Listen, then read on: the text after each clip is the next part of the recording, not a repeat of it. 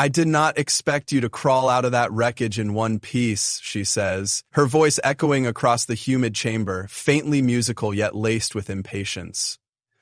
Ithiel hardly knows what to say in response. He's on his knees, battered and disoriented from the crash. Smoke still clings to his clothes, and the taste of blood lingers on his tongue. His starship is little more than a charred husk behind him, the catastrophic landing scattering its panels across the dusty alien soil. He lifts his gaze to see the speaker standing at the far edge of a platform carved from gleaming black stone. She is taller than him, her silhouette lit from behind by swirling lights that might be bioluminescent plants or possibly something more alive, as if the entire structure pulses with a quiet, throbbing heartbeat. And she stands there like a regal wraith, her skin a shimmering mosaic of silver and deep amethysts, eyes like pale moons, hair or filaments curling in a faintly glowing crown about her head. He can't decide if he finds her terrifying or captivating, but there's no denying the magnetic energy rolling off her. He coughs, pressing a hand to his side where a fresh bruise throbs. I guess I'm tougher than I look, he manages, his voice raspy with dehydration. He tries to stand only to stumble forward. Before he falls, one of her arms, slender but strangely muscled, shoots out to catch him. The contact sets off an unsettling hum in the air, as though the environment itself is reacting to them. She doesn't immediately let him go. You bleed, she observes in a flat tone, yet there is a curious note in her voice. His blood has dripped onto her bare arm, a bright streak of red against the silver of her complexion. She lifts her arm slowly, studying the color with an unsettling intensity. For a heartbeat, he wonders if she's about to recoil or lash out, but instead she releases a subtle hiss, as though tasting the air around her. Ithiel's mind reels. He was just a contract pilot on a mission to scout the far edges of a system rumored to hold an ancient ruin or a hidden cache of biotech. He didn't ask too many questions because he needed the credits. Now he's crashed on an uncharted planet. He'd thought it barren from orbit, but clearly something dwells here. Someone, and from the way she stands, with that quiet, regal confidence, she might be its sovereign. Ithiel, he says, feeling the weight of her intense gaze. My name is Ithiel. She inclines her head, the movement exquisitely precise. Zahira, she replies, each syllable resonating as if her voice travels through channels deeper than human hearing. She steps away, beckoning him to follow as she glides toward a cavernous passage beyond the platform. Ithiel glances over his shoulder at the remains of his ship. He wants to salvage something, food, water, a flare, but his legs ache and the dryness in his mouth is at near desperation levels. Maybe, just maybe, following her is better than dying of thirst beside twisted metal. The corridor they enter is lined with translucent pillars that glow from within, each seemingly grown out of the black stone.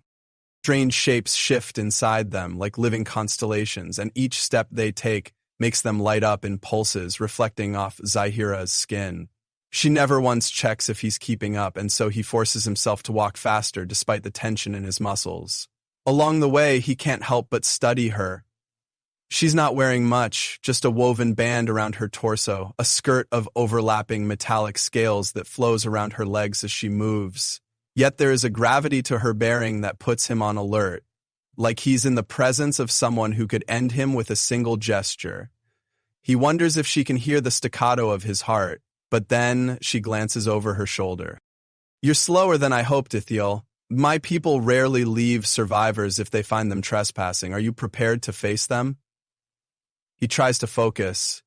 I didn't mean to trespass. My ship crashed. We had a malfunction, maybe from the solar flares in the region. A convenient excuse, she says, halting abruptly before a massive archway that seems to ripple with energy. An honest one, he mutters, wiping the sweat from his brow.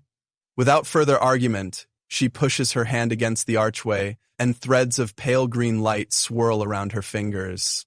Ithiel watches in a state of awe as the archway peels open like a living membrane, revealing a chamber beyond that glitters with countless crystals. The air is warmer here, scented with something like petrichor and crushed blossoms. Zahira steps inside and he follows, struggling to keep his posture straight despite feeling dangerously lightheaded. In the center of the chamber, there's a dais with some kind of throne grown from the black stone. Around it, half hidden in the shadows, Ithiel senses movement. Figures that watch with cat-like stillness. He can't see their faces clearly, only the soft glow of their eyes. "Be still," Zahira says, placing a hand on his shoulder. He didn't even notice the moment she got that close again. Her presence is commanding, but more than that, there's a vibration that emanates from her, a subtle pulse that syncs with his own shaky heartbeat. She turns to the shadows. "He is mine to judge." A chorus of rustling moves through the chamber. It sounds like serpents sliding over stone, but Ithiel cannot tell if that's just the way these creatures breathe, or if there are multiple beings stepping into the dim glow.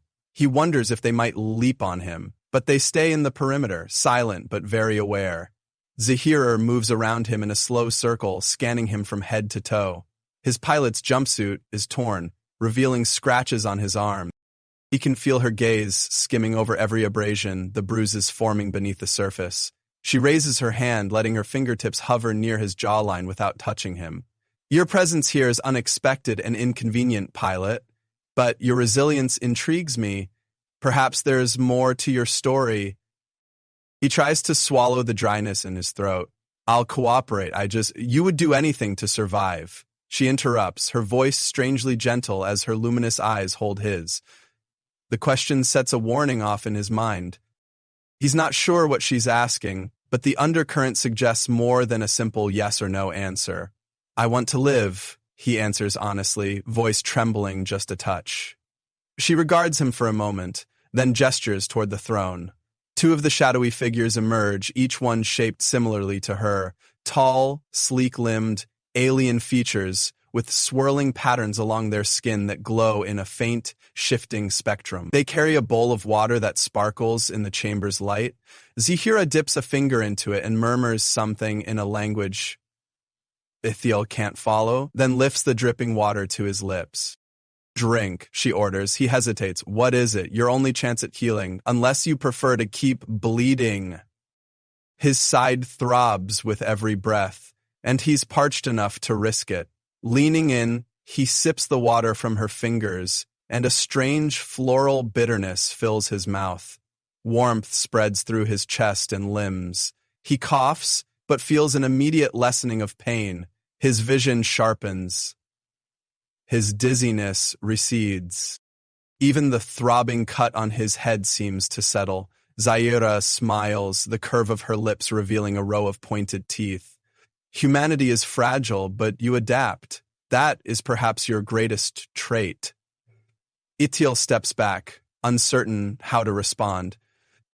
He notices the other aliens relaxing slightly around the perimeter, as though her acceptance of him has eased whatever primal tension hung in the air. She lifts her chin and makes a quick gesture, and the watchers melt back into the shadows, leaving the pair of them alone with the subtle glow of the chamber. He notices every detail of her, the shift of her scaled skirt, the bare curves of her torso, the rhythmic pulsing along her neck that might be a sign of breath or maybe something more exotic. He's not sure if her species is reptilian or something else entirely.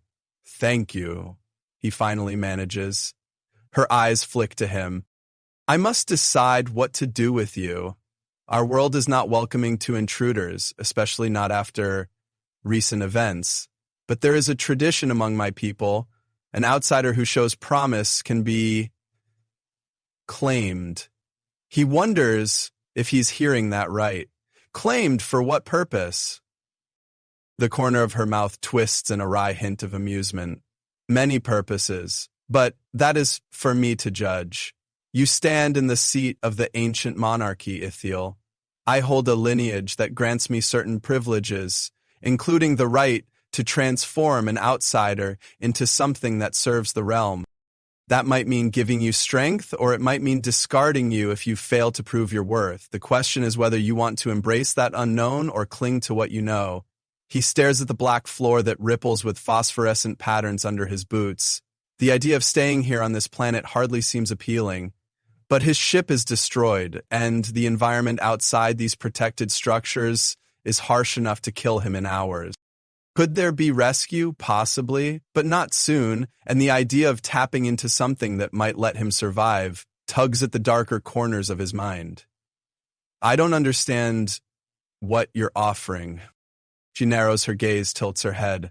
I am offering you the chance to stand beside me and perhaps gain power beyond what you have known. But there is a cost. Your people might call it a loss of humanity. We call it a rite of ascension. My question to you is the life you had before truly worth clinging to? He feels a chill spread through him, despite the warmth of the chamber. He's been drifting for years now, a pilot with no real attachments, taking odd jobs at the edge of charted space. Surviving was his only goal, but the concept of losing his humanity in some alien rite, doesn't that cross a line he never realized he had? He's too overwhelmed to answer. Instead, he stands there in a haze of uncertainty. Zihiro's expression shifts, not quite pitying, but softer, and she lifts her hand again, letting her fingers trail up the side of his face. The contact sends an electric thrill through his body. He can't hide the shiver that runs through him. Rest now, she says, glancing at the dais behind her. You are safe for tonight. My attendants will gather what they can from your ship. Tomorrow I will show you what your future could be, or end it if you displease me. The threat, half-veiled, should terrify him, but all he can focus on is the odd warmth of her touch and the soft glow in her eyes that suggests an interest more personal than she lets on. A tension sparks between them in that moment, a tension that feels dangerously close to curiosity laced with desire. He can't fully process it, but it sizzles in the air. When she leaves, her filaments drifting behind her in a swirling cascade of luminescence, one of the shadowy attendants steps forward and motions him to follow. At first, Ithiel is wary, but the figure's posture is surprisingly gentle. He's led down a quieter corridor that branches off the throne chamber. The halls are lit with the same living pillars, though these are tinted a soft lavender glow. Finally, they reach a smaller room with a raised platform that looks like a bed formed of layered, glistening membranes stretched tight between stone supports. The attendant points, their voice a soft hiss.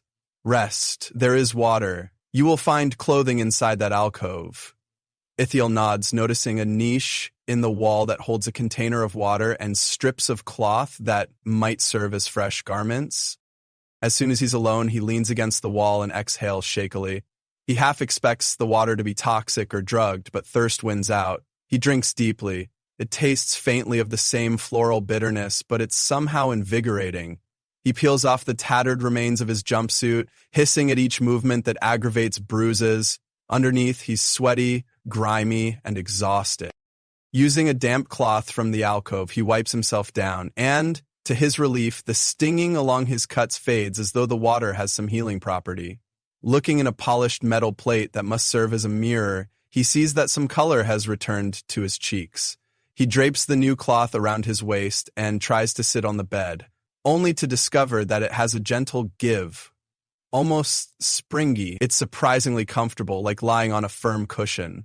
Above him, the ceiling glimmers with embedded crystals in swirling patterns.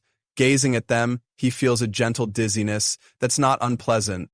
The events of the day weigh on him, the crash, the surreal confrontation with Zahira, her cryptic talk of transformation. He shivers, remembering the brush of her fingers along his face.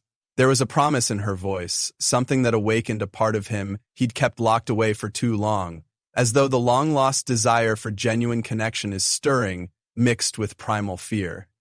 Sleep claims him before he can think further, and his last conscious impression is of that subtle hum in the walls, the living architecture's pulse. When he wakes, he's not alone. A presence stands at the doorway, illuminated by the corridor's shifting light. He startles, sitting up too quickly, only to see that it's Zahira herself. She enters with a fluid grace that makes no sound, yet her aura seems to fill the room. You slept long, she says, her voice echoing lightly. She glances at his half-bare form, and he feels a sudden, self-conscious flush. But if anything, a flicker in her pupils betrays a spark of approval. Come with me. There is much to show you. She turns and leaves, expecting him to follow without hesitation. For a moment, Ithiel wonders if he should resist, but he has no illusions. He's alone in an alien palace with powers he can't fathom. So he grabs a bit more of the cloth, fashioning a makeshift tunic, and steps into the corridor. He's led through twisting passages until they emerge outside into the planetary dawn. The sky is tinged with dark reds, like fire trapped in clouds, and the horizon swirls with shimmering dust. Surrounding the towering structure are valleys of black stone, riddled with vines that glow a faint teal. He realizes now that the complex he was inside is partly built into a cliff face lined with more of those translucent pillars. Zahira leads him to a balcony carved from the rock, offering a view of a broad crater beyond. A lake of neon water glistens in the distance. Strange creatures, maybe large serpents or reptilian quadrupeds, roam in herds. He can't quite tell. The entire landscape feels eerie and majestic. She studies him with those pale eyes. This is my realm. It extends beyond the horizon, though not as far as it once did. Others covet it. Raiders, corporate profiteers, slavers. They come, driven by rumors of the relics we safeguard. Once, my ancestors ruled a vast empire across many systems. Now we are confined here, exiled by time and by the wars that ravaged our lineage. I am the last in the direct line of queens. Her tone is calm, but Ithiel can sense the raw edge of old sorrow or deep frustration. He wonders if he's meant to console her or simply listen. He tries to choose his words carefully. Is that why you're interested in outsiders? She smiles thinly, a smile that doesn't quite reach her eyes. I am interested in potential allies or tools or perhaps new seeds to plant in the future of my people. There is an ancient bond that can be forged between my kind and humans, a centuries-old legend, really. It's said that once we thrived through an alliance, genetic synergy, if you will. Their vitality balanced our slow, methodical life cycles. But that was before memory. Now, if any humans come, they are more likely to destroy what remains. He feels a flicker of guilt, though it's not his fault that some unknown conflict happened eons ago. You think I'm like them? She turns sharply, crossing the distance between them until they're close enough that he feels the heat radiating from her body. I think you're different, or I would have left you to die. But you carry fear and a certain emptiness. You've known betrayal. That I can sense. Your heart is raw. That might make you amenable to what I propose. She lifts a hand, fingers drifting near his chest. The space between them is painfully charged. He can smell her skin, an intoxicating blend of musk and something sweetly floral that reminds him of the water from earlier. Before he can speak, she takes hold of his cloth tunic and tugs him closer, her lips parting as though she wants to taste the air around him. The sudden closeness startles him, but even more startling is the wave of hunger that courses through him, so strong he can scarcely think straight. He meets her gaze and sees that she's no less affected, though she masks it beneath a regal composure. I don't understand, he says, his voice failing him. Her slender fingers rest against his chest, and he feels a warmth spreading through him that is more than just skin to skin. It's like a low-level electric current bridging their bodies. Understand this. If you allow me, I can give you a fragment of our ancient bond, a method to heal you fully and grant you some of our strength. But it will come with changes, physical, perhaps even mental. You must decide if you will accept it. If you refuse, I will not force you. But you will be banished from this sanctuary, left to fend for yourself in the wastes until someone else finds you, or the elements do. Ithiel's breath quickens, and he's all too aware of how her presence draws him in. Her scales, or whatever the shimmering pattern is, shift faintly under his gaze, like living fractals. Something about her is undeniably alluring, and the memory of her finger pressed to his lips the night before resurfaces. Could he trust her? She's a stranger, an alien queen. But she's also shown him a form of mercy, has given him water, has not killed him on sight. Say I agree, he says, voice almost a whisper. Then what? She leans closer so that her words brush his ear with a hush of breath. Then we begin the process. It will not be instantaneous. There is a ritual involving my personal chambers and the energy that flows through the very heart of our temple. We will be entwined in a union that will test the limits of your resolve and mine. It may bring you power, but it demands vulnerability. The idea of baring his soul to her is more terrifying than any risk to his body. He swallows hard. And if it goes wrong, her lips curve in a strangely affectionate smile. Then you die, or you lose yourself entirely. But I have faith in your resilience. Are you that hungry for survival? He trembles at her frankness, but in the next breath he realizes that part of him wants this, craves a connection that might fill the emptiness. Maybe that's insane, yet here he is, a man with nothing left but a charred starship and an uncertain life. Yes, he hears himself say, surprising even himself. I want to live. I want power. And I want to know more about you. For a moment, her gaze softens, as though that last remark struck a chord. Then her regal demeanor reasserts itself. Follow me, she commands, and turns away from the balcony. He follows, half in a daze, down another series of corridors, deeper into the mountain. As they walk, the architecture grows stranger, the stone walls shifting colors that respond to Zahira's presence. He notices marks along the corridors, symbols etched in luminous paint. They might be warnings or blessings, he can't decipher them, but he feels them humming against his skin. Finally, they emerge into a vast chamber that glows with a pale turquoise radiance. In the center stands a pedestal of black stone, ringed by what look like swirling filaments of liquid light. Surrounding it are more alien attendants, yet they remain on the outskirts, heads bowed as though this is a sacred space. Zahira glides to the pedestal, placing a palm against it, and the filaments swirl faster, casting shifting patterns across the walls. This is the heart of my domain, she says, a fragment of the old empire's technology fused with our organic architecture. This is where life is renewed, shaped, transformed. Ithiel stands at the edge, his pulse racing. He can sense the energy, a crackling wave that thrums in the air. Zahira motions for him to step forward, so he does, though every instinct warns him to be cautious. Stand there, she instructs, pointing to a spot opposite the pedestal. He does so, and the swirling lights intensify around him, almost hypnotic. Zahira lifts her hands, and the filaments wind around her arms, connecting to her body like living vines. She tilts her head back, eyes closed, and releases a low, resonant sound from her throat. Before he can blink, one of the filaments snaps toward him, wrapping around his forearm with a sensation that is neither painful nor gentle, but somehow intimate. It pulses, sending waves of foreign energy into his skin. The shock of it makes him gasp. Zahira's eyes open, and they glow now, fully white with no visible pupil. Open yourself to me, she says, though her voice sounds layered with echoes. Ithiel's heart pounds. A haze floods his mind, as though he's drifting in a dream. He feels an onrush of her presence, not just physically but deeper, brushing against old scars within him. Memories of betrayals, lost friends, a life spent in the vacuum of space.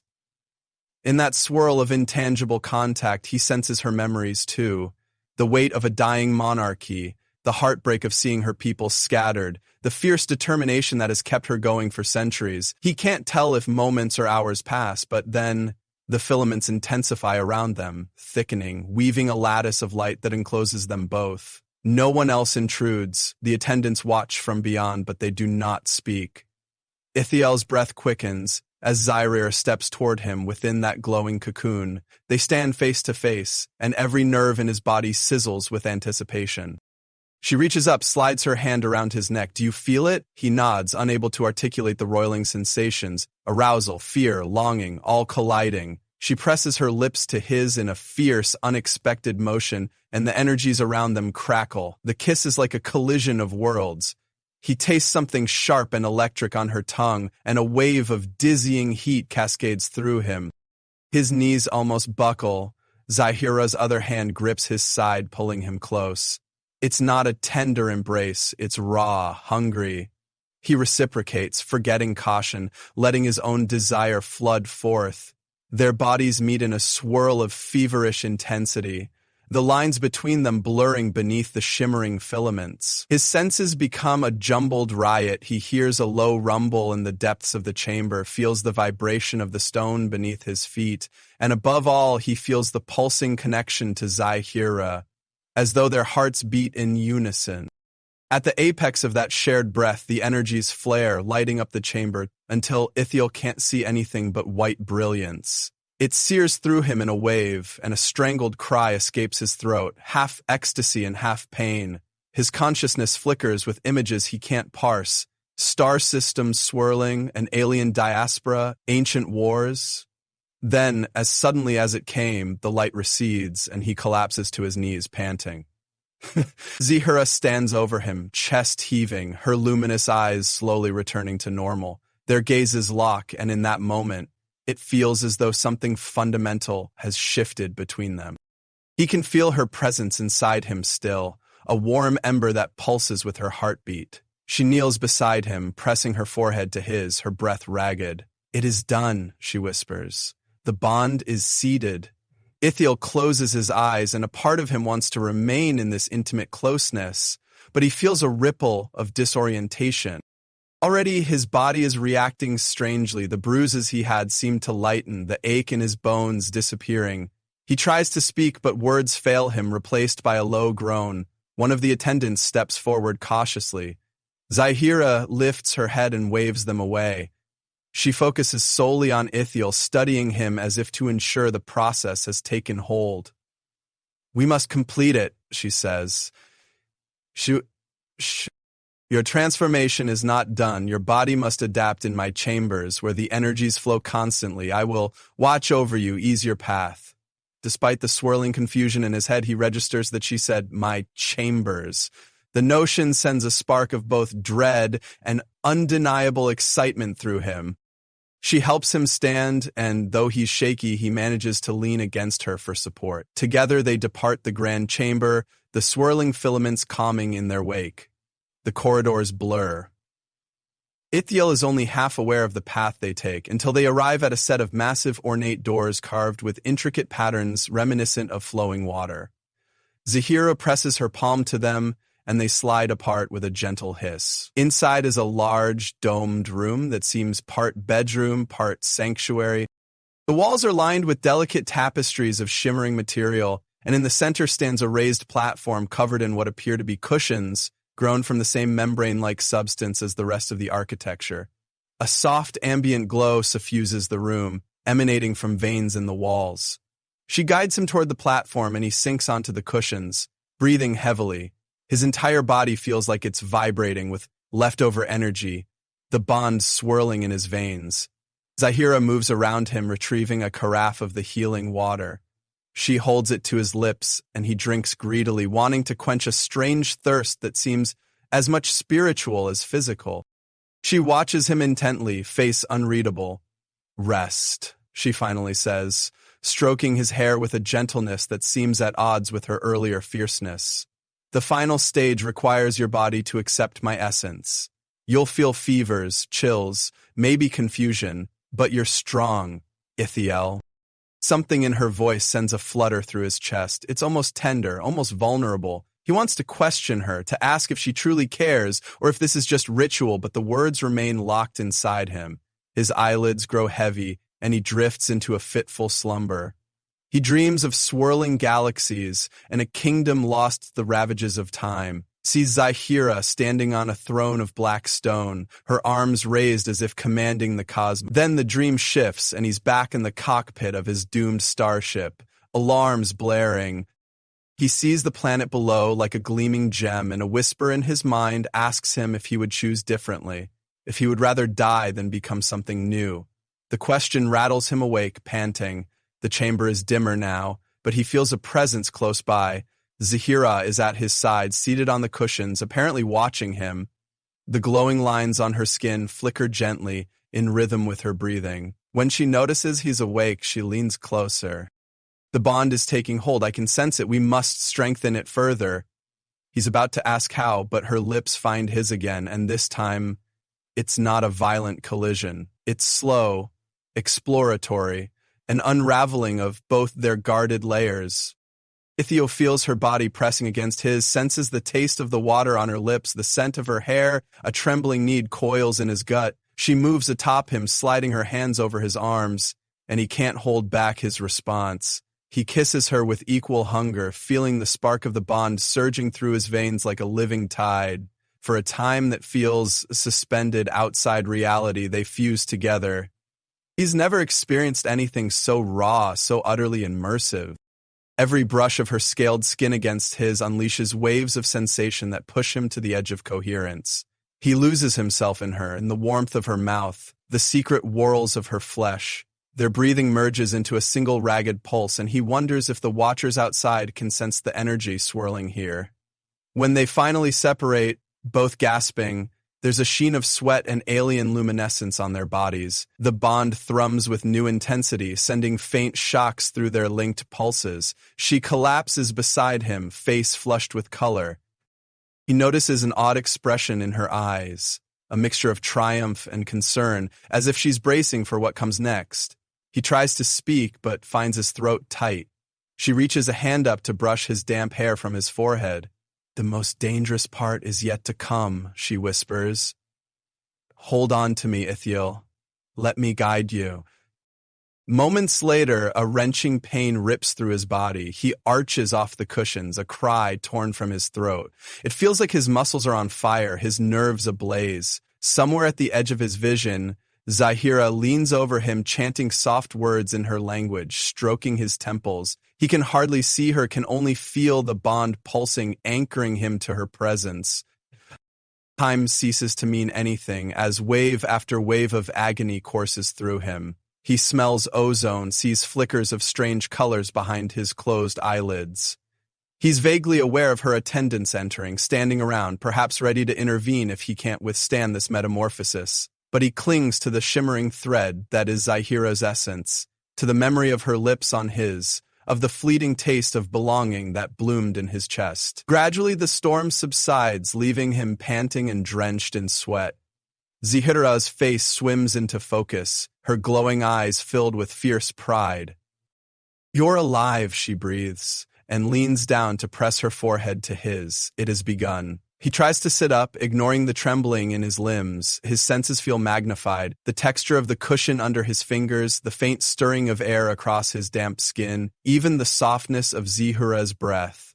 A swirl of unfamiliar sensations churns inside him, and he can't tell if his body has changed physically or if it's just an internal shift.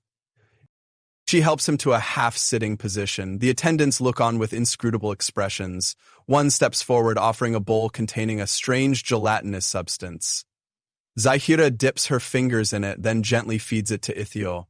He grimaces at the taste. Bitter and a bit salty, but a surge of energy trickles into him. "You will need to sustain yourself differently now," she explains quietly. "Your metabolism is shifting to accommodate the new bond. This is a supplement made from the living algae we cultivate. It will strengthen you." He forces himself to swallow, understanding that this is part of his new reality.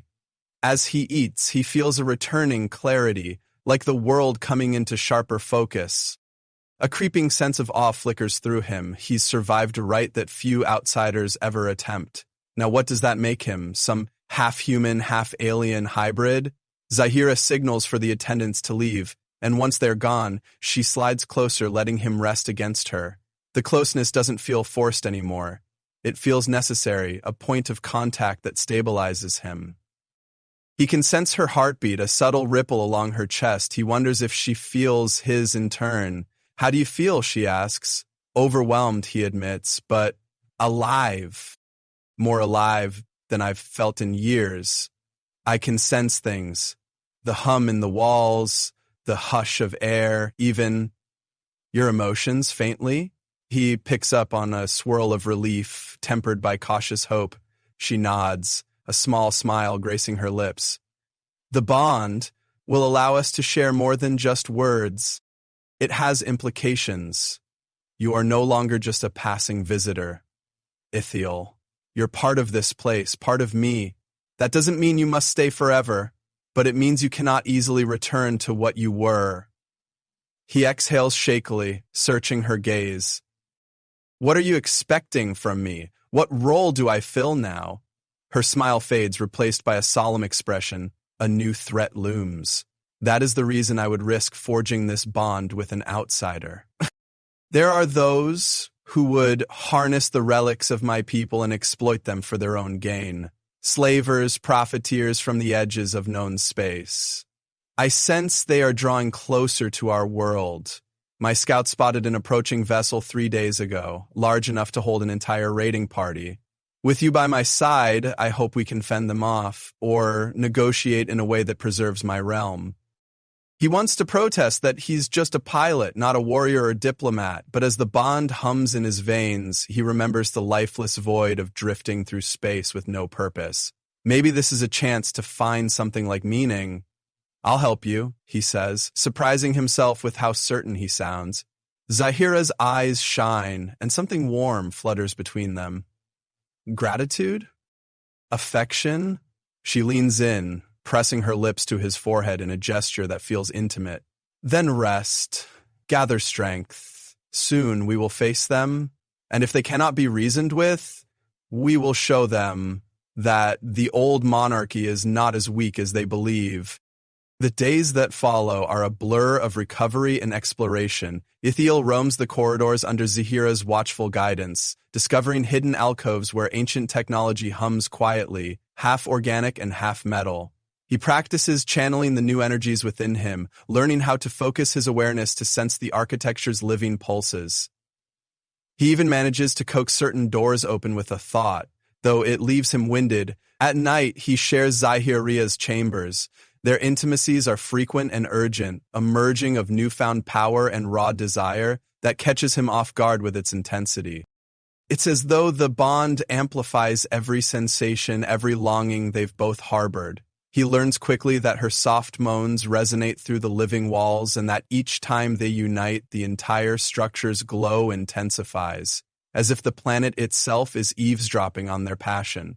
Yet there's tenderness, too. She presses gentle kisses to the scars on his shoulders. He nestles against the curve of her body, and in those moments, he feels an unexpected sense of belonging. He also observes her in her role as queen. She holds audiences with her subjects, other tall, regal beings who speak in low hisses and melodic hums. He notices them casting curious glances at Ithiel, some with disapproval, others with cautious respect. Zahira insists that he stand beside her throne, though she rarely translates the full content of the discussions. Still, he senses the tension. Her people fear the incoming threat, and some question whether forging a bond with a human was the right move. On the third evening, word arrives that a large ship has landed beyond the Black Ridges to the east. A lookout reports seeing heavily armed figures scouting the perimeter. Ithiel can sense the tightening coil of anxiety in Zahira, though she masks it behind a regal facade. We must meet them before they reach our heart, she says, rising from her throne in a whirl of shimmering filaments. They will seek to exploit our relics. We cannot allow them to find the throne chamber or the pedestal of transformation. Come with me. She leads Ithiel to a lower vault where attendants present him with gear, an odd fusion of organic armor that clings to his body, shaped by the new synergy in his blood. It feels disturbingly alive, moving with his breath, but it's remarkably lightweight. Zahira dons her own ceremonial attire, a breastplate of interlocking scales that seem to glow with stored energy and bracers etched with swirling patterns. She looks every inch the warrior queen. They travel through a labyrinth of tunnels until they emerge onto a plateau overlooking the eastern valley. From here, Ithiel sees the intruder's ship, a hulking metal beast, matte black with thick landing struts, ringed by dust kicked up from its thrusters. Figures move around it, setting up what looks like a temporary base. Through binoculars they've salvaged from Ithiel's wreck, he sees a mix of species, humans and a few reptilian humanoids. Many wear mismatched armor that's clearly designed for raiding, not science. Zahira's attendants form a silent circle around her, waiting for her command. She turns to Ithiel, her expression resolute. We'll approach openly. If they parley, we hold them off or turn them away. If they threaten violence, we strike first. Are you with me? He checks the strange organic bracer that's wrapped around his forearm, testing its flexibility. I'm with you, he replies, surprised by the surge of protective instinct that wells inside him. Once, he would have taken his credits and fled. Now, he can't bear the thought of these raiders harming Zahira or her realm. They move down the slope, a procession of alien figures led by their queen and her bonded outsider. As they near the camp, one of the raiders spots them and shouts a warning. Weapons are lifted, forming a bristling perimeter. Ithiel keeps his hands visible, though he remains tense. Zahira walks boldly at the forefront, each step regal. A tall man steps out from the group of raiders. He's human, with a face crisscrossed by scars and a cruel twist to his mouth. Beside him stands a reptilian humanoid with scaled arms holding a plasma rifle. Halt right there, the scarred man barks. We're here for the old tech. We know it's somewhere in these ruins. Zahira regards him coolly. This realm is sovereign. You have no right to be here. Leave or face the consequences. The man laughs, glancing back at his comrades. Hear that? The queen wants us gone. Yet there's a bounty on those relics, enough to buy half a moon. We're not leaving without them. Tension crackles in the air. Ithiel can feel the bond with Zahira stirring, urging him to stand firm. He focuses on that connection, letting the newfound energies fill him with confidence. The man's gaze shifts to Ithiel. You're human.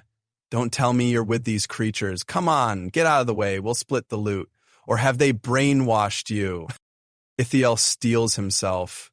They saved my life. They offered me more than you ever could. And they're not creatures. This is their home, and they have every right to defend it. The raider sneers. You're a fool. If you think we'll walk away without a fight, you're mistaken. He raises his weapon. Before anyone can fire, Zahira's eyes blaze white and a burst of shimmering energy arcs from her extended hand. It slams into the ground before the raiders, sending up a plume of dust and sizzling the rocks. The raiders recoil, some shouting in alarm.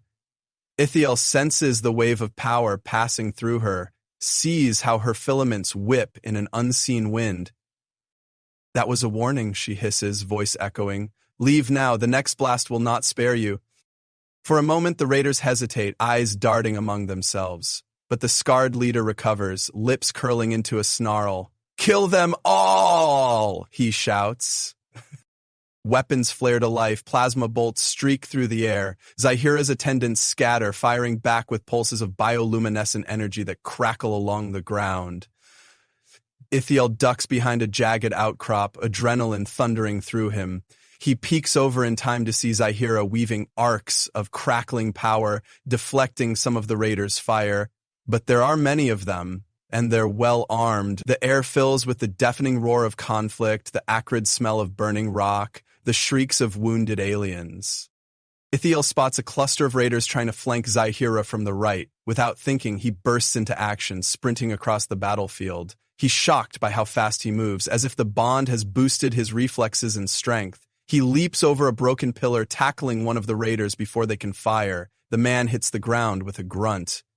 Ithiel wrests the plasma rifle away and turns it on the second flanker, forcing them back with wild shots. He doesn't have the precise controls Zahira does, but he feels a surge of raw power from the living armor on his arm. A faint glow envelops his fingers, steadying his aim. In a single burst of fire, he disables the enemy's weapon. The raider flees, cursing. Meanwhile, the main group continues exchanging volleys of searing energy with Zahira and her guardians. She stands tall, focusing blasts of destructive light at the raiders' lines. The ground quakes under the force of it, but the raiders have brought energy shields.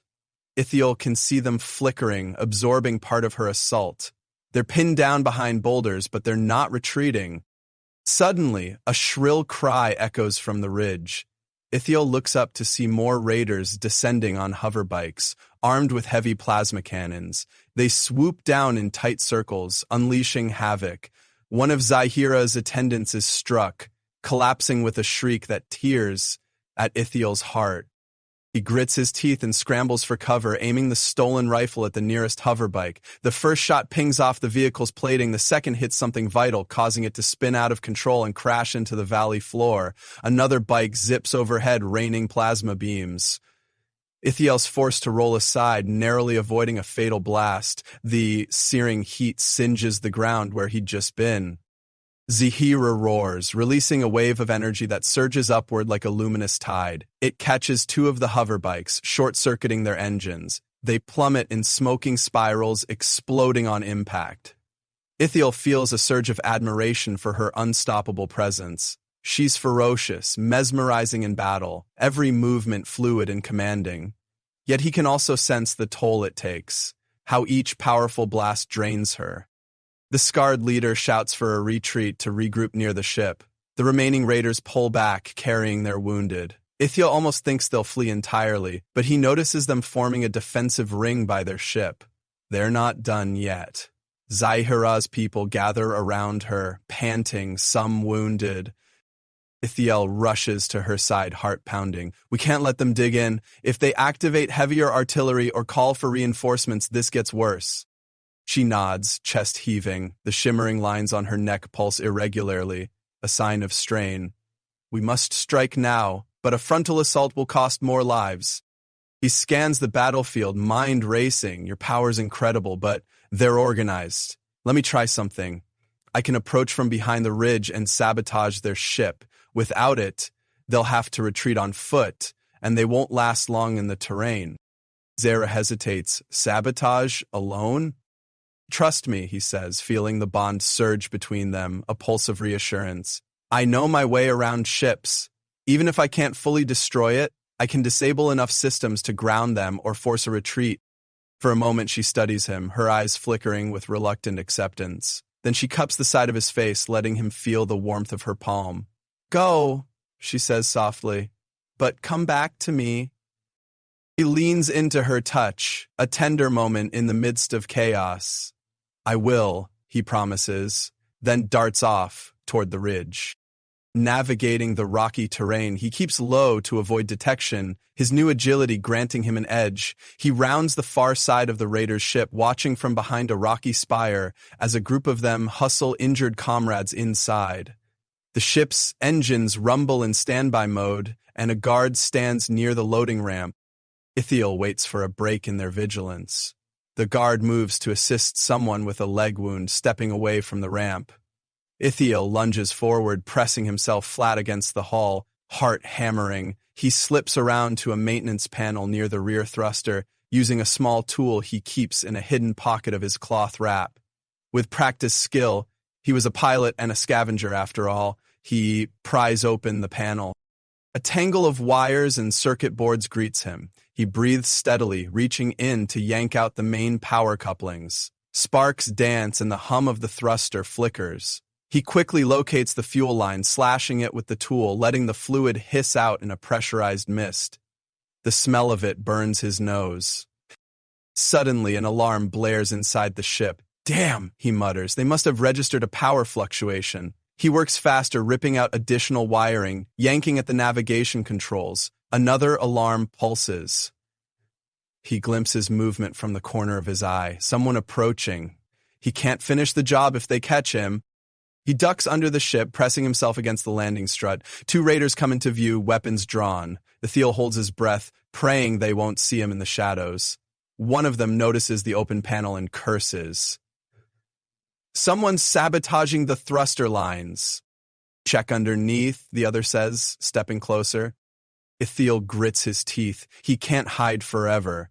As soon as the first raider crouches to look under the hull, Ithiel dives forward, slamming his shoulder into the man's chest. They tumble in a heap, the raider's plasma pistol firing wildly into the air. The second raider swears, trying to aim, but Ithiel grabs the pinned man's arm and forces another wild shot that grazes his comrade's leg. That one howls in pain, collapsing.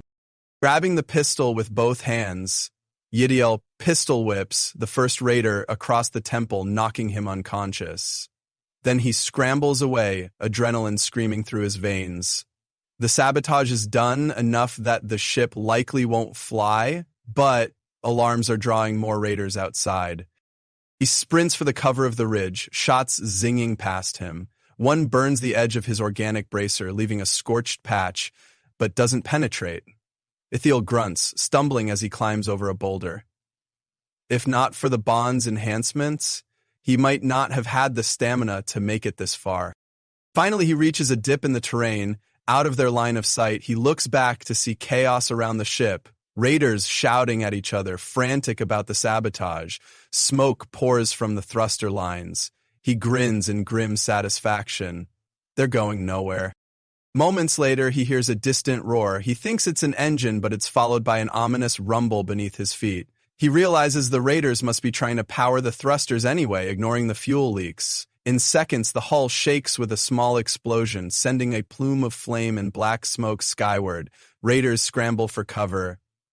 Ithiel seizes the chance to slip back to Zai-Hure's position. She's still behind the outcropping, wounded but on her feet, rallying her attendants.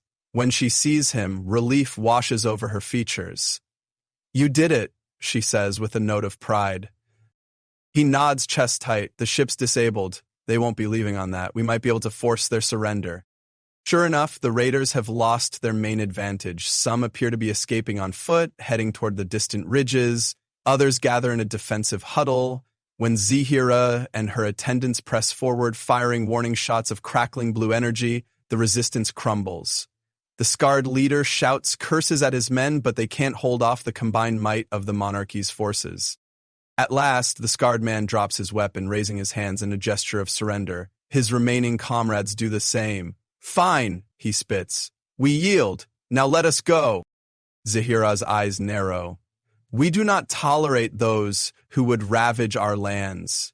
You have killed our people and sought to desecrate our relics."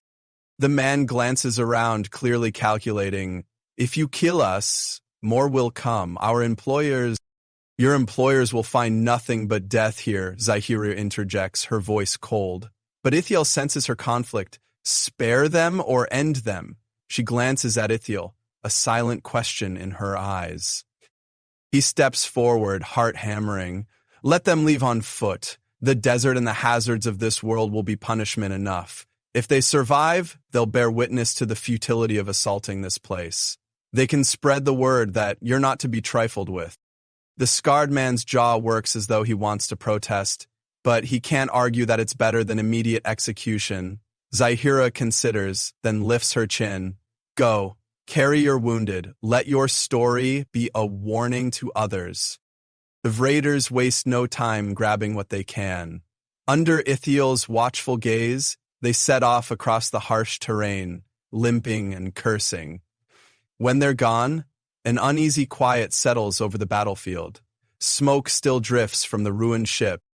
Zaire exhales, turning to Ithiel. There's a haunting sadness in her eyes as she surveys her fallen attendants. Bodies lie motionless against the black stone, glowing blood pooling around them. She kneels by one, pressing a trembling hand to the figure's forehead. A tear slips from the corner of her eye, shining silver against her cheek. Ithiel kneels beside her, resting a hand on her shoulder. "They fought bravely," he whispers, not knowing what else to say. She closes her eyes, nodding. "Too many have died protecting these ruins, these memories. One day, I hope we can be free from constant threats." Ithiel's heart aches. He gently cups her chin, lifting her gaze. "Then we work toward that. You said your realm was once vast. Maybe, together, we can rebuild something, or at least keep this place safe." "I'm not going anywhere." A raw vulnerability flashes across her features. Then she presses her forehead to his, breathing in unison for a moment. The bond flutters between them, a comforting warmth amid the sorrow. "Come," she says softly, pulling away. "We must tend to the wounded, honor the fallen, and see to our future." They return to the palace, battered but victorious. For hours, Ithiel helps gather the injured, distributing healing water and balms. He catches only fleeting glimpses of Zairera until much later, when he finds her seated by a reflecting pool in one of the palace's hidden courtyards. The water glimmers with faint turquoise light, and the walls are draped with pale vines that emit a gentle glow. She gazes at her reflection, her posture rigid. He approaches quietly. "Zairera?" She looks up, the filaments around her head shifting in a tired ripple. "I thought you might be resting." "Hard to rest with all that's happened. I wanted to check on you." A small, sad smile curves her lips. "I'm torn." "We're safe for now, but the cost was high, and I feel your presence inside me more than ever. Each time I close my eyes, I sense the bond pulsing. It's comforting and frightening at once." He kneels beside her, gently taking her hand. "I feel it too. It's like there's no hiding from each other anymore." She nods, turning her hand to interlace their fingers. "In my culture, a bond like ours was reserved for mated pairs who would rule together. But those traditions have all but vanished. We have no official ceremony left, only fragments of memory. Still, what we share is real, Ithiel, and I cannot deny that you fill a void in me, a place that has been hollow for far too long." He breathes in, struggling to find the right words. "I never expected to find this kind of closeness, especially not like this. I don't know what tomorrow holds, but I care about you, Zaheera, more than I ever thought possible." She leans into him, their shoulders touching. "Then let tomorrow come. For now, let us just be here." They sit in silence by the glowing water, hands entwined. Despite the pain of their losses, there's a sense of shared solace. Slowly she shifts to rest her head on his shoulder, and he loops an arm around her waist, drawing her closer. The vines overhead shimmer in gentle patterns, as if in response to their hearts. Eventually, exhaustion presses down on them both. She rises, offering her hand. "Stay in my chambers again tonight. I need your warmth by my side. The palace, too, needs to feel the resonance of our bond, to let it know that we have persevered." He blushes slightly, remembering the intensity of their nights together, but he offers a small smile. "I'm not going to refuse that invitation." In the days that follow, they work tirelessly to fortify the domain. The battered remains of Ithiel's starship and the raiders' wreck serve as salvage sites, providing scrap metal and components that could help power defensive systems. He oversees the modifications with the monarchy's engineers, forging a curious partnership that merges alien biotech with human ingenuity. Zaheera devotes herself to tending the wounded and presiding over funeral rites for those who fell. Ithiel joins her, standing at her side as she sings solemn laments in the echoing halls. She places glowing crystals on the chests of the fallen before they're interred in the catacombs beneath the palace. The entire ceremony is suffused with a stark beauty, and Ithiel feels the gravity of her responsibilities more keenly than ever. She never complains about the weight she bears, but Ithiel can feel her weariness through the bond. Sometimes in the quiet moments, she collapses against him, letting out a shuddering breath, and he holds her until the tension eases. On one such night, while she dozes in his arms, Ithiel finds himself staring at her sleeping face, bathed in the soft luminescence of the palace walls. The regal lines of her cheekbones, the delicate filaments that fan over her shoulders, the faint flutter of her eyelids, he's mesmerized. He thinks about how much has changed in such a short time. He's become something more than human, linked to an alien queen in a bond that feels as unbreakable as it is mysterious. A part of him wonders if there will be a day when he regrets giving up his pure humanity. But as he holds Zaheera, feeling the warmth of her breath against his skin, he knows that whatever he's lost, he's gained something far greater, a purpose, a love that defies boundaries of species and tradition. Within a fortnight, scouts return with news that the raiders have spread word of a formidable queen and her guardian. For now, at least, no further threats loom on the horizon. Repairs to the palace as defenses progress and a sense of cautious optimism settles over the realm. Still, Ithiel senses that Zaheera longs for more than just survival. She speaks sometimes of traveling beyond reestablishing contact with other worlds, seeking allies instead of isolation. Could we do that? He asks one evening as they stroll through the courtyard, where phosphorescent flowers bloom under an alien moon. Open your kingdom to trade or alliances? She considers, her gaze distant. We would need a ship, and we'd need to ensure our secrets remain protected. But you're a pilot. Perhaps we can salvage enough to build a vessel worthy of flight again. If that happens, I'd venture out with you by my side. He smiles. Then let's make that our next project once the palace is secured. I want to show you the stars from up close, not just from the ground. Her hand slides into his, the bond sending a wave of warmth through them both. I would like that, she murmurs. A swirl of petals drifts across their path, stirred by a gentle breeze. Ithiel glances at her, remembering the first time he saw her, how she'd seemed untouchable, alien and regal.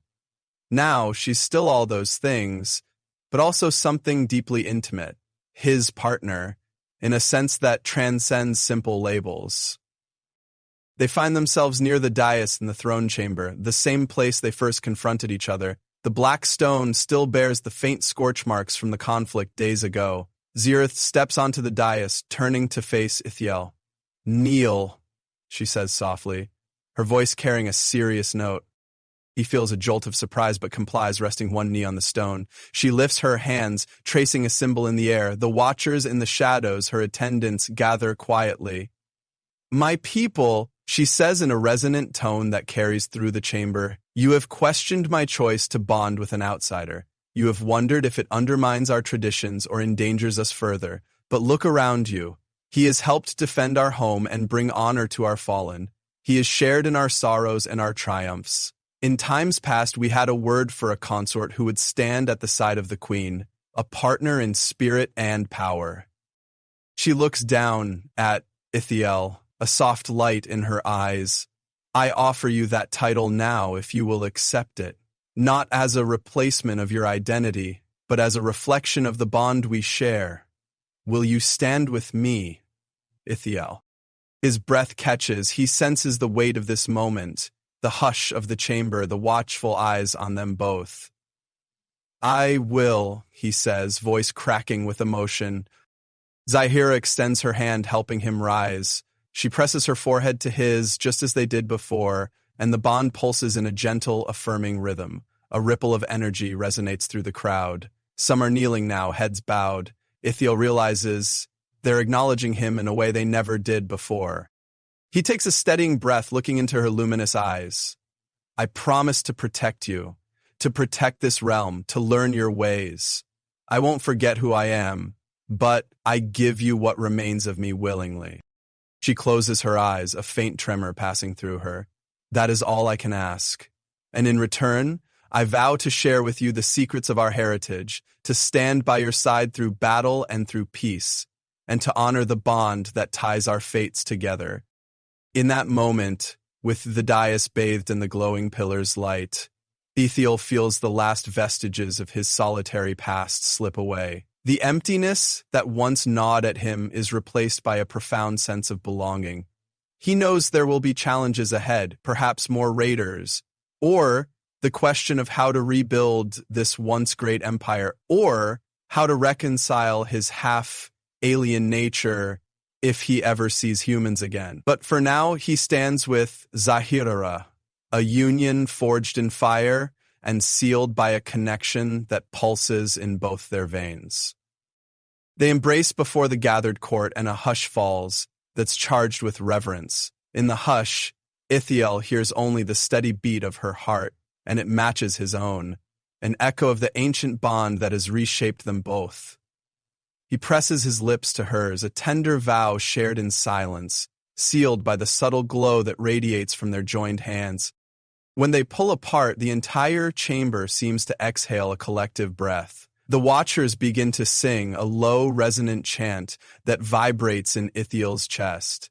Zahira's eyes shine with unshed tears. She leads him from the dais, and they step down into the swirling lights of the throne chamber, side by side. Later that night, they return to her chambers, the place where so much began. The tension in the air is different, no longer laced with the same desperate urgency, but steeped in a deeper intimacy. They shed their attire, letting the evening's warmth wash over them. When she brushes her fingers across his chest, Ithiel leans in to kiss her, and their bond flares with quiet joy. Their bodies move in a slow, sensual dance, unhurried, exploring each other with renewed tenderness. He cups her face in his hands, marveling at the softness of her alien skin, the gentle flares of phosphorescence that pulse with her rising heartbeat. She wraps her arms around his neck, and for a moment it feels like they float in a universe all their own, shaped by breath, touch, and the melding of two souls. Afterward, they lie tangled among the cushions, the faint glow of the palace walls illuminating their silhouettes. She rests her head on his chest, listening to the rhythmic thud of his heart. He drapes an arm around her, fingers absently tracing the luminous patterns along her shoulder. "Was it worth it?" she asks softly, her breath a warm caress against his skin. "Giving up your humanity?" He considers, thinking of the lonely star fields he once traveled, the aimless jobs, the hollow nights. Then he looks at her, feels her presence within him. The bond that's more than just a physical link. It's an intertwining of purpose and affection. "I haven't lost it," he says quietly. "I've just become something more, something that's us." She smiles against his skin, and he feels her relief mingling with his own contentment through the bond. "Then we'll face what comes together." "Yes," he murmurs, kissing the top of her head. "Together." The morning sun outside their window is a deep orange-red, casting long shadows across the courtyard. Ithiel and Zaire rise, dressing in a comfortable mixture of cloth and bio-armor. She leads him through the winding halls to a hidden annex where the battered salvage from the raiders' ship and Ithiel's own craft has been gathered. Stacks of metal plating, twisted engine parts, and half-melted circuit boards litter the space. Itheliel gives a low whistle. "It's a mess, but there's a chance we could piece something together. The monarchy's biotech fused with these engines could create a vessel unlike anything in standard charts." Zahira nods, a determined gleam in her eye. "Then we'll do it. We'll build a ship worthy of crossing the stars again, one that honors both our peoples. With it, we can show the galaxy that my realm still stands, and that we are not alone." He grins, rolling up his sleeves. "Let's get to work, my queen." She laughs softly, a musical sound that echoes in the steel and stone of the annex. "And you, my consort, will guide us. I'll provide the hands and the power, and you'll provide the knowledge and skill. But first," she adds, leaning closer, a playful light in her eyes, "you owe me a proper good morning kiss." Thiel chuckles, pulling her into his arms. Their lips meet in a soft, lingering embrace that banishes any residual worries. The sense of closeness, of rightness, fills him from head to toe. When they part, she presses her palm against his cheek, gazing at him with an intensity that makes his pulse race. "Let this be our new start," she whispers. He nods, hands steadying on her waist. "To rebuilding an empire or forging something entirely new?" "Whatever we make it together," she says, before turning to the piles of salvage. They begin sifting through the scraps, brainstorming how to merge the monarchy's living technology with human-engineered thrusters and navigation. The process is slow, riddled with technical puzzles, but the energy between them is electric. Banter flying back and forth as they discover odd bits of synergy between the alien materials and starship components. Attendants occasionally arrive, offering bowls of the nutrient algae or the healing water. Some watch curiously, not entirely sure what to make of the bizarre contraption taking shape under Ithiel's guidance. He explains bits and pieces where he can, but mostly he and Zahira communicate with quick gestures and pointed remarks. He teases her about the strange but brilliant fluid circuits her people use. She teases him about the clunky brute force of human engineering. Their laughter resonates in the annex, attracting onlookers who can't help but smile at the lively interplay. Over several days, the frame of a spacecraft emerges, a sleek hull formed from black stone-like plates fused with flexible membranes. It's not large, certainly not a cargo hauler, but it's built for speed and stealth. Inside the cockpit, Ithiel installs a navigation system salvaged from the raider ship, jury-rigging the controls to interface with the living circuits. He's not entirely sure it'll work, but the bond within him hums with confidence. Occasionally they pause for breaks, slipping away to some quiet corner to share a moment of closeness or to rest on the cushions in Zahira's chambers, body to body, hearts beating in sync. The bond seems to strengthen daily, a growing chorus of shared feelings and quicksilver arousal. It's not always sexual, sometimes it's a comforting hush, or a surge of mutual excitement at solving a design problem. But each time they touch, Ithiel feels more certain that he belongs here. When at last the ship is nearly finished, they gather it in the main courtyard for a final inspection. Scores of the monarchy citizens come to witness, murmuring awe at the curious hybrid craft. It glints in the red sunlight, the stone plates swirling with faint luminescence. Ithiel runs diagnostics, checking the thrusters, the power cells, the organic fluid lines. Then he looks at Zahira, who stands proudly beside him, wearing a shimmering band across her torso and scaled bracers that reflect her status. He holds out his hand to her, ready for a test flight. She takes his hand, a slight smile curving her lips. Yes, let us greet the sky. With that, they climb into the cockpit. The interior is snug, designed for two. Zahira takes a seat beside Ithiel, eyes wandering over the myriad toggles and organic pulses. He hits the ignition and the hull vibrates as the fusion of living technology and thruster power comes to life. Outside, the gathered crowd steps back, faces lit by the craft's soft glow. In a swirl of dust, the ship lifts off the courtyard floor. Ithiel deftly manipulates the controls, feeling the aircraft respond almost telepathically through the bond. Zahira's hand finds his, their fingers interlacing as they rise above the palace walls, over the shimmering black ridges and into the open sky. The kingdom unfolds beneath them in stark beauty, ridges of obsidian-like stone crisscrossing plains dotted with bioluminescent flora. Beyond, the horizon stretches into the haze of purple and orange clouds. Ithiel glances at Zahira, heart swelling with awe. She stares out the cockpit, eyes wide with wonder. Perhaps her ancestors soared among the stars, but for her, this is the first flight she's taken in centuries, maybe the first in her lifetime. They climb higher, the air thinning, the planet's curve becoming visible. Ithiel navigates carefully, ensuring the craft's systems hold steady. A wave of exhilaration floods the bond, and he realizes it's coming from both of them. Her awe, his excitement, merged.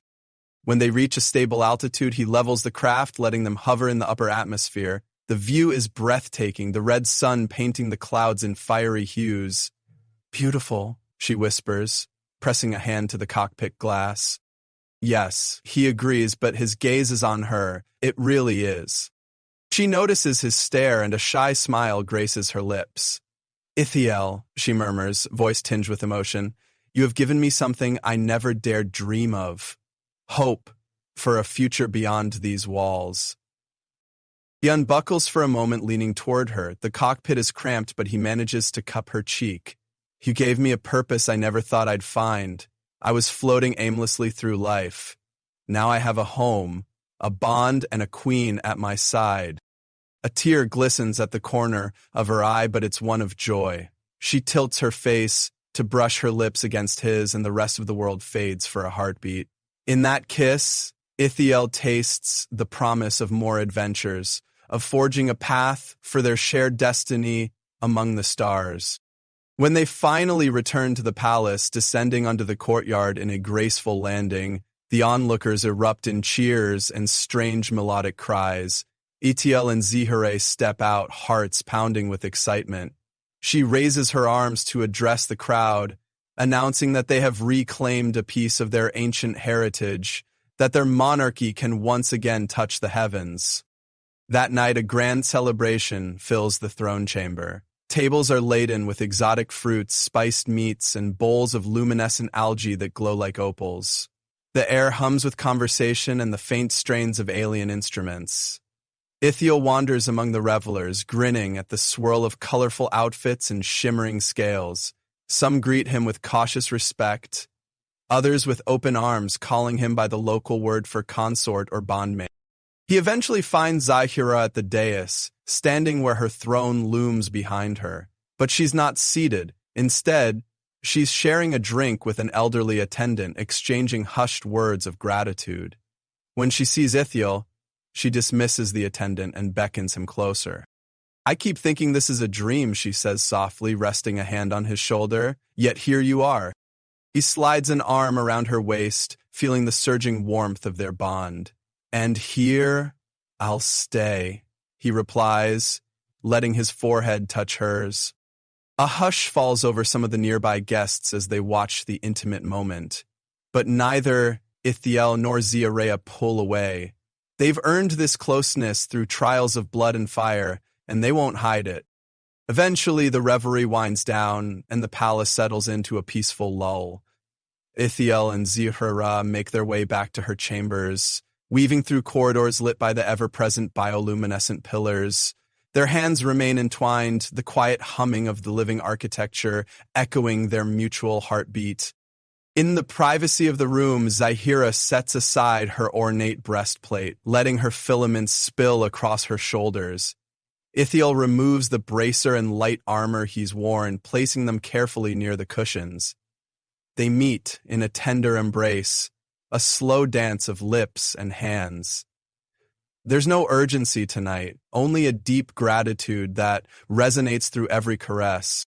"I never imagined I'd be here," he murmurs against her neck, inhaling the sweet, heady scent that seems uniquely hers.